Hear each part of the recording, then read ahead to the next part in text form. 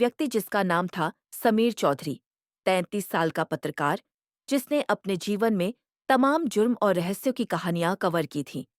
लेकिन उस दिन जो मेल उसे मिला, वो अलग था। उसमें लिखा था कि आपका गांव आपको पुकार रहा है समीर, वहां कोई अब भी आपका इंतजार कर रहा है। मेल बिना किसी नाम के था। आईपी ट्रेस किया, कोई रिजल्ट नहीं। समीर हंस पड़ा। हम्म? एक और बदनाम गांव की सस्ती मार्केटिंग होगी। लेकिन फिर एक शब्द ने उसे खामोश कर दिया। नारछा, नारछा। मध्य प्रदेश के जंगलों में बसा एक भूला बिसरा गांव। यही गांव था जहां समीर का बचपन बीता था, जहां उसके माता पिता एक हादसे में मारे गए थे और समीर अनाथालय भेज दिया गया। उसके बाद कभी लौट कर नहीं गया। लेकिन अब 25 साल बाद गांव उसे वापसी के लिए बुला रहा था। 2 दिन बाद समीर ने एक पुरानी जीप किराए पर ली और चल पड़ा। शहर से 400 किलोमीटर दूर, कच्चे रास्तों और पेड़ों से घिरे रास्ते। जैसे जैसे नारच्छा पास आ रहा था, मोबाइल नेटवर्क गायब हो रहा था और साथ में धड़कनों की गति भी बढ़ रही थी। क्या कोई मजाक कर रहा है या कुछ सच में है?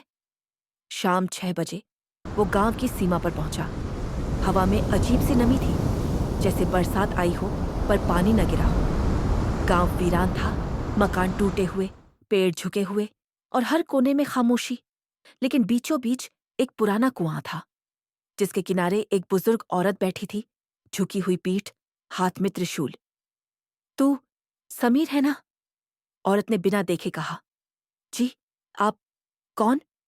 मुझे सब पता है। तुझे बुलाया गया है। तुझसे पहले कोई नहीं आया 25 सालों में। क्यों बुलाया? वो खुद बताएगी, वो जो अब भी यहां है। समीर उस रात पुराने घर में रुका, जो कभी उसका था। धूल, मकड़ियों का जाल और टूटा झूला। लेकिन जैसे ही रात हुई, घर बदल गया। बंद कमरों से दरवाजे खुद ब खुद खुलने लगे। दीवारों पर उभरे शब्द, मुझे पहचानो?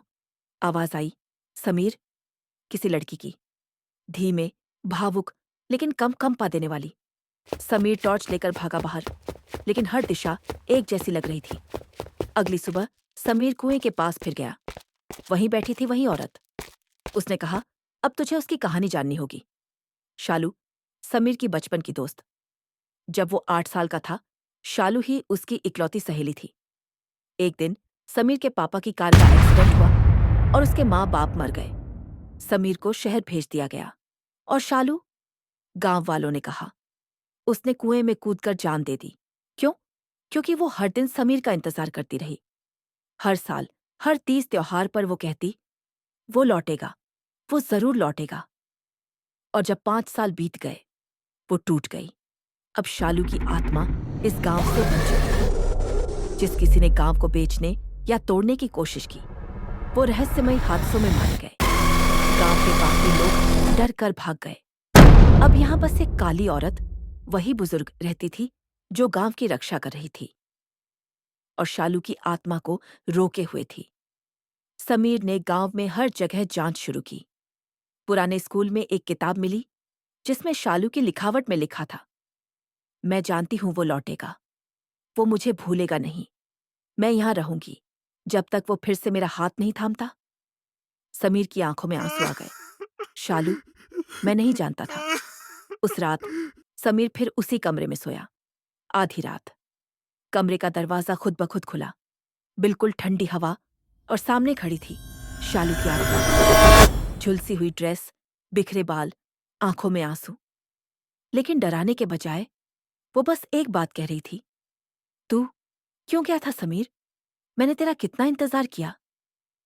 शालू, मुझे नहीं पता था, मैं बच्चा था। तू आया क्यों? क्योंकि अब मैं तैयार हूं तुझे मुक्ति देने के लिए। अगली सुबह समीर काली औरत के पास गया।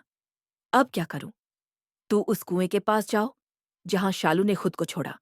उसे माफी दे और उसके साथ एक आखिरी वादा कर। शाम को समीर ने पूजा शुरू की। कुएं के पास दिया जलाया और हाथ जोड़कर कहा, शालू, मैं तुम्हारा अपराधी हूं, लेकिन अब तुम्हें रुकना नहीं है। तुम्हें अब आगे बढ़ना है।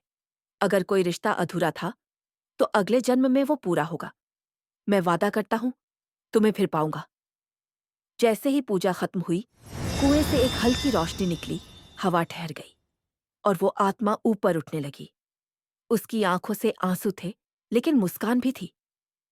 अब मैं तैयार हूं अगले जन्म में मिलने के लिए। वो हवा में विलीन हो गई। समीर गिर पड़ा, लेकिन उसका चेहरा शांत था। समीर अब एक लेखक बन चुका था। उसने अपनी पहली किताब छपवाई, वापसी, शालू की कहानी। एक दिन एक महिला ने समीर को अस्पताल बुलाया। बधाई हो सर, बेटी हुई है। समीर बेटी को गोद में उठाता है। बेटी मुस्कुराती है और उसकी उंगलियां समीर की उंगलियां कसकर पकड़ लेती हैं। उसकी आंखें वही थी, शालू।